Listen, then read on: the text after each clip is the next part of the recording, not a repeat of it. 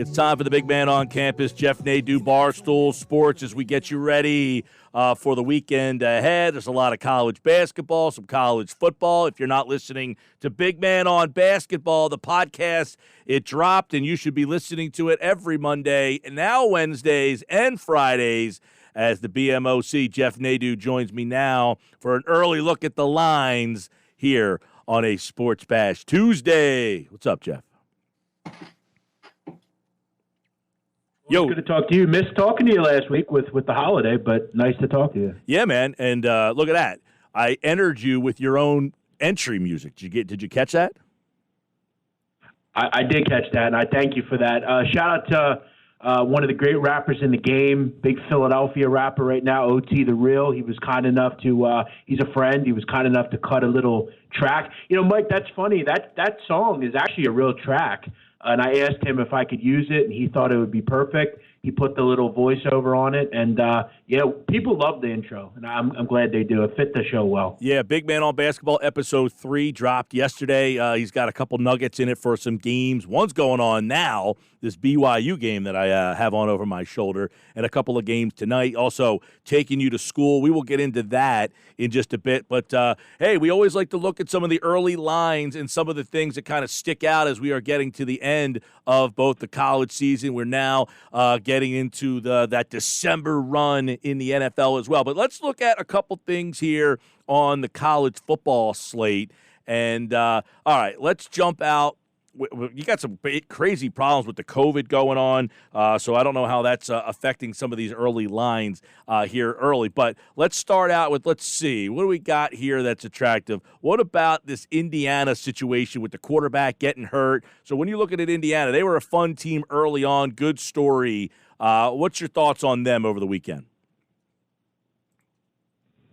Yeah, I mean, look, they didn't play particularly well. Obviously, Michael Penix, you get some terrible news that he's going to be out for the season going forward.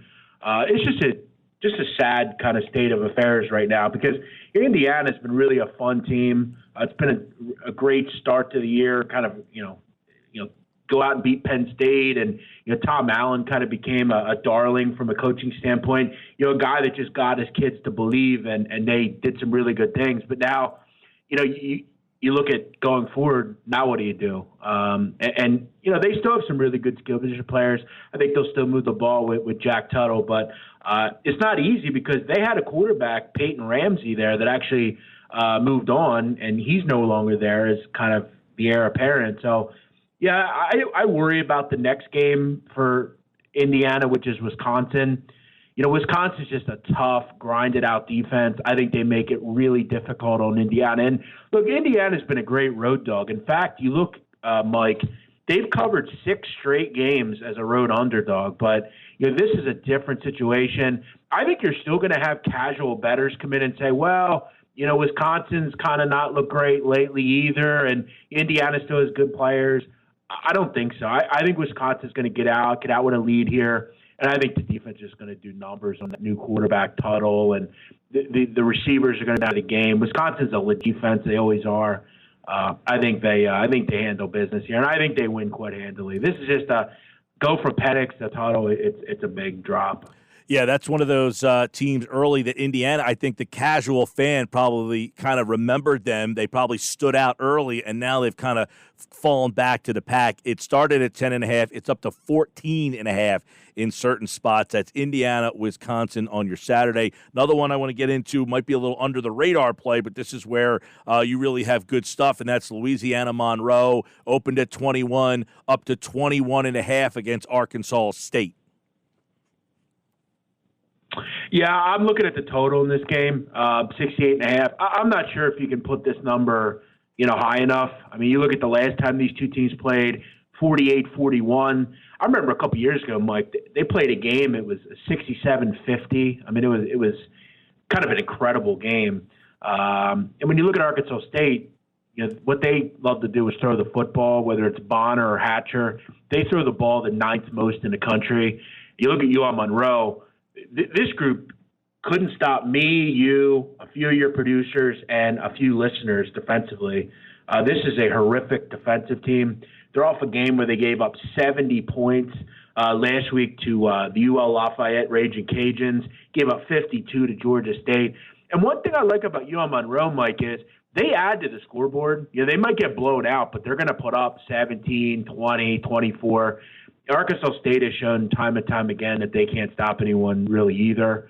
I don't think this is much of a game, but I'm willing to think that UL Monroe can do a little bit to add to this. This game strikes me as 53-31, something like that. I mean, you look at both these teams, Mike, 124 and 125 in points per game allowed. They both allow 41 a game, which is bottom 10 in the country. Jeff Nadu, Barstool Sports. Don't forget, check out the new podcast, Big Man on Basketball. Drops tomorrow morning, 9 a.m. The new edition comes out, and Friday as well. Hawaii, San Jose State on the college football slate. Opens at 7, and that's at 4 o'clock on Saturday. Yeah, this is, Mike, a program, San Jose State, that I was actually involved in last week, and then 2 weeks in a row, I've had games postponed the day of, and I didn't end up having a wager. But one of the knocks that I have on San Jose State, and they're not many. I mean, they're 4-0. It's been a nice season for San Jose State. They've opened it up, but they've really not faced an offense that's very good yet. I do like Hawaii. I think regardless of whether Nick Rolich is there anymore or not, this is still an offense that can move the football. Look no further than their win last week against Nevada, put up 32 against a decent Boise defense.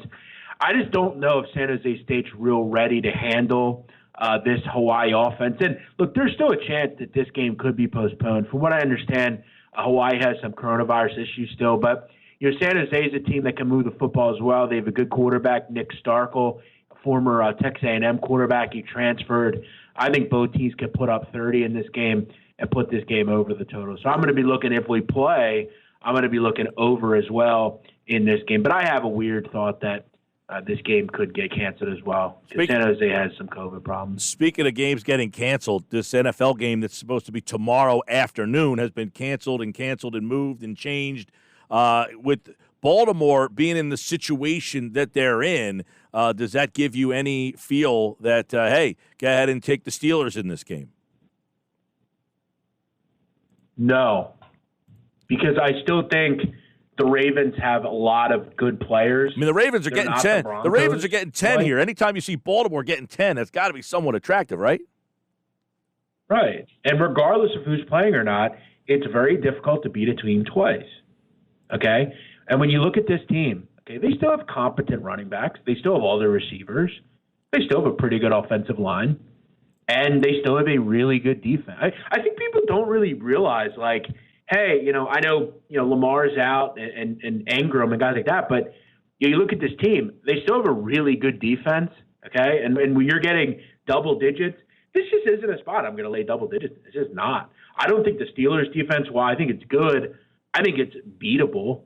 I think it's a low-scoring game, probably played in the 20s, and I just don't foresee this being 31-13. I think, Robert Griffin, I think, is competent, and we know what the Ravens' idea is. They want to keep the ball on the ground, get their quarterback out on the run, make throws out of the pocket. You still have wide parts of this roster that are still there. This is not a situation, Mike, where you have, a four-string quarterback that doesn't belong in the huddle and, completes one pass.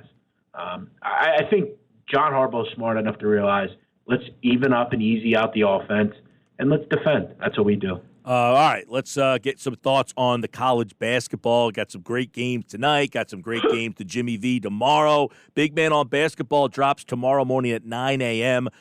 Today, a couple things. I saw Western Kentucky play West Virginia the other day. I was really impressed by their big, and obviously it's a very team that's under the radar, I guess you could say, when you're playing Louisville. But that game, to me, is something I feel like people can make some money on, because people don't know about Western Kentucky, but they all know Louisville. Yeah, and I think that's kind of one of the things I'm playing against here, Mike. For anyone that's not aware, West Kentucky is, and I'm not afraid to say this, I don't think it's out of the question to think they can't make a really crazy run to the Final Four. I think they are a really talented basketball team. I think Charles Bassey could be the best big in the country that nobody talks about. He is a lottery pick, in my opinion. Rick Stansbury did an absolutely unbelievable job. And this is a guy, Mike, Charles Basie, that he's from Nigeria. He was discovered selling fried chicken on the side of a road in Nigeria. His sandals were too small for his feet. He was 6'2" at the age of 12. And an AAU coach in Africa discovered him, put him into basketball. He killed it at some of the camps over there that some ambassadors from the NBA created, and now he's here. He's off a broken leg last year. He went through some crazy rehab, and he's just as good as he was, if not maybe better than he was, last year. So when you look at West Kentucky, they're battle tested, Mike. They played some really good basketball teams, whether it's Northern Iowa or a top 15 West Virginia team, who I think. If Tavion Hollingsworth doesn't go out of the game for West Kentucky, they may win that one. Played a good, solid, athletic Memphis team, beat them. This is a tough basketball team. This is an upstate, in-state rival. You got to think this game is one that they want badly. They were beaten up by double digits last year. Louisville, Mike, right now is a walking, hospital unit. I mean, they have a team that's already lost a ton last year at graduation. They lose guys like Stephen Enoch, Jordan Nwora, Darius Perry transferred.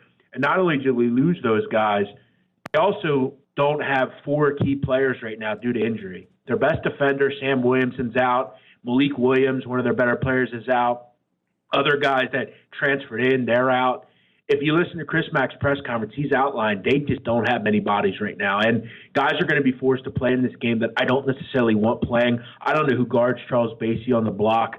I grabbed 5.5 with West Kentucky. I was salivating just waiting for this number. It's down to 4, 3.5.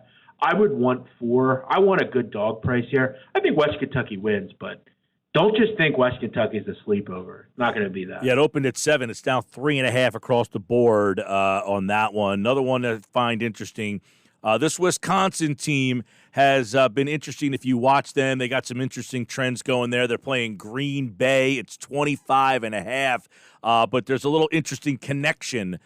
Wisconsin and Wisconsin Green Bay. The coach there is Bo Ryan's son, so there's an interesting thing there, which makes that game kind of intriguing. Yeah, it really does. And for people in kind of the Philadelphia, South Jersey area, I mean, Bo Ryan, a Chester kid, went from Delaware County. He's to me one of my favorite coaches ever. Bo Ryan, I just loved him. His son's actually at Green Bay now, and I think in the late in this game, I think that could play a factor. I've watched Wisconsin, Mike, meticulously, and not only this year to start the season, but this is a team that lets their guard down in the second half. If you look at the first game against Eastern Illinois, they were up 43-20, were outscored by double digits in the second half.